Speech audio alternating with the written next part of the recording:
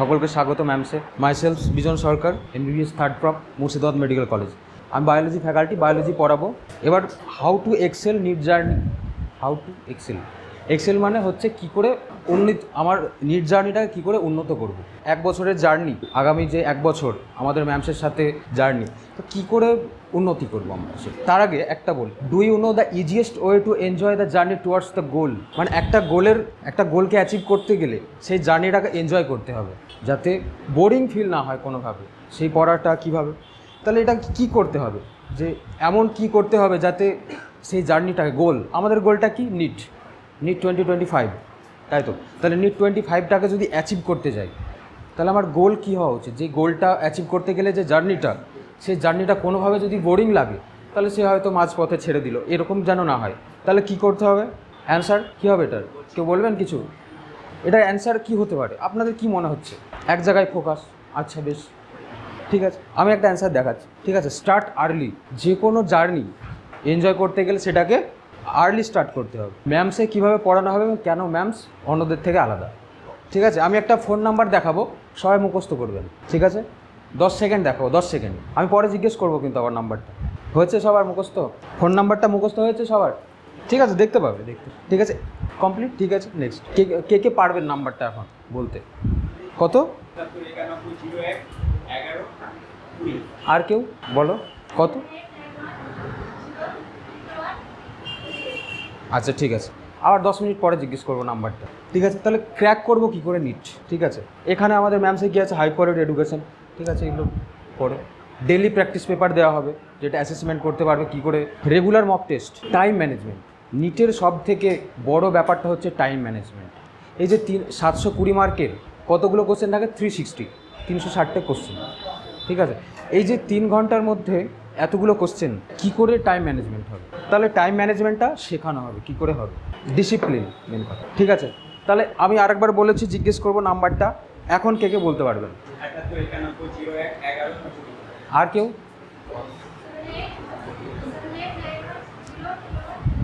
আচ্ছা, বেশ, ঠিক আছে।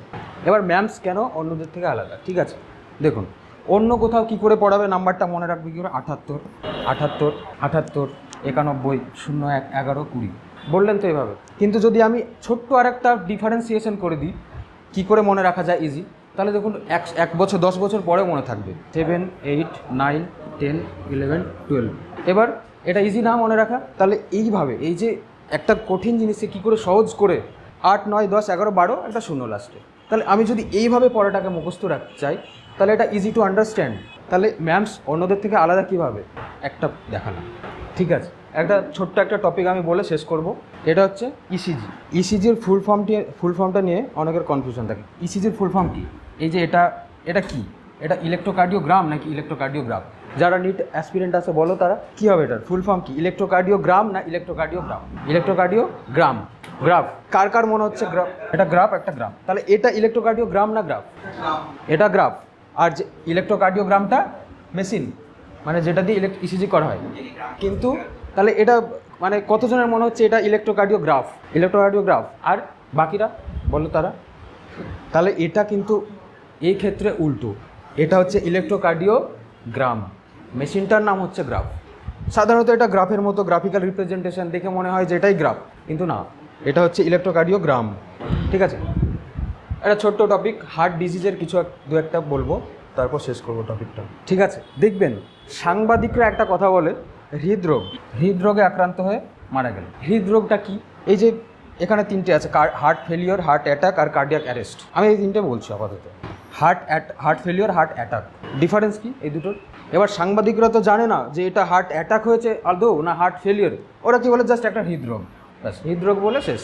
তাহলে এটা হৃদরোগের কি, হার্ট ফেলিওর না হার্ট অ্যাটাক? হ্যাঁ, হৃদরোগের 3টে ভাগ, এগুলো যেগুলোই হবে এগুলো সবই হৃদরোগ, হার্টের রোগ মানে হৃদরোগ। তাহলে এই যে হার্ট ফেলিওর, ইনি মারা গেছেন, তাহলে ইনি কী করে মরলেন? এবার সাংবাদিকরা তত জানে না যে এটা হার্ট ফেলিওর না হার্ট অ্যাটাক। এবার যদি উনি মরেন হার্ট ফেলিওর হয়ে, এবার বলে দিল হার্ট অ্যাটাক করে মারা গেছে, তাহলে তো ভুল হবে। ওই জন্য ওরা কমনলি বলে দেয় হৃদরোগ। কিন্তু আমাদের তো করলে চলবে না এরকম, যে এটা হার্ট ফেলিওরের পার্থক্য কি, হার্ট অ্যাটাকের পার্থক্য কী? কেউ পারবে হার্ট অ্যাটাক আর হার্ট ফেলিওরের মধ্যে পার্থক্য? নিট অ্যাসপিরেন্ট কে আসো? নিট অ্যাসপিরেন্ট কে আসো? ওই 4জন আর তুমি ফেলিয়ার মানে তাহলে ফেলিয়ারটা কি? হার্ট অ্যাটাক মানে বন্ধ হয়ে যাবে বলছো, তার মানে ক্রস দিলাম একটা, বন্ধ হয়ে যাবে। আর ফেলিয়ার মানে ব্যর্থ, কিছু ব্যর্থ।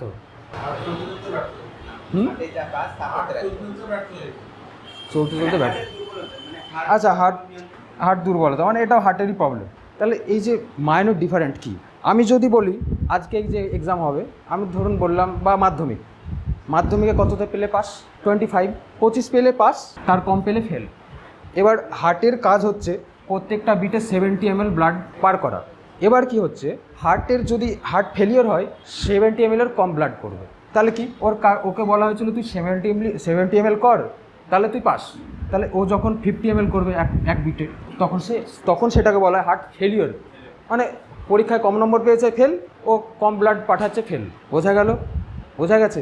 তাহলে হার্ট ফেলিয়ার মানে অ্যাডিকুয়েট ব্লাড যখন পাম্প করতে না পারে, পাম্প করছে বাট নট অ্যাডিকুয়েট, বডির যতটা চাহিদা ততটা ব্লাড যদি ও পাম্প না করে, তখন সেটা হার্ট ফেলিয়ার, কম। তাহলে একটা স্বাভাবিক মার্কস হচ্ছে 25 মাধ্যমিকে, পাস মার্ক। যদি 24 পাই তাও ফেল। তাহলে হার্টের একবার বিটে 70 ml ব্লাড পাম্প করে লেফট ভেন্ট্রিকল। তাহলে ও যদি 50 ml করে কোনো একটা রোগের জন্য, 50-30 এরকম করছে, তখন কী হবে? সে হার্ট ফেলিয়ার। হার্ট অ্যাটাক মানে কি তাহলে? হার্ট অ্যাটাক মানে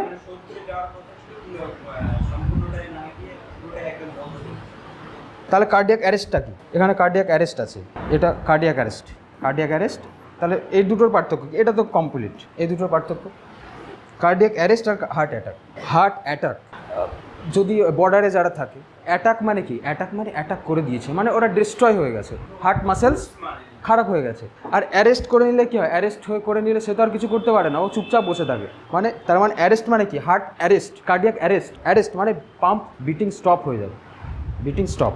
আর হার্ট অ্যাটাক মানে কি? হার্ট মাসেলসে অ্যাটাক হচ্ছে, আস্তে আস্তে হার্ট মাসেলস নষ্ট হচ্ছে। তাহলে এইটুকুই জাস্ট এরকম, হ্যাঁ, হার্ট মাসেলস আস্তে আস্তে আক্রান্ত হচ্ছে। এবার এটা কি হবে? আক্রান্ত হতে হতে এটা যদি না ট্রিটমেন্ট হয়, তখন সেটা কার্ডিয়াক অ্যারেস্ট হতে পারে, পরে হার্ট ফেলিয়ার হতে পারে, এগুলো।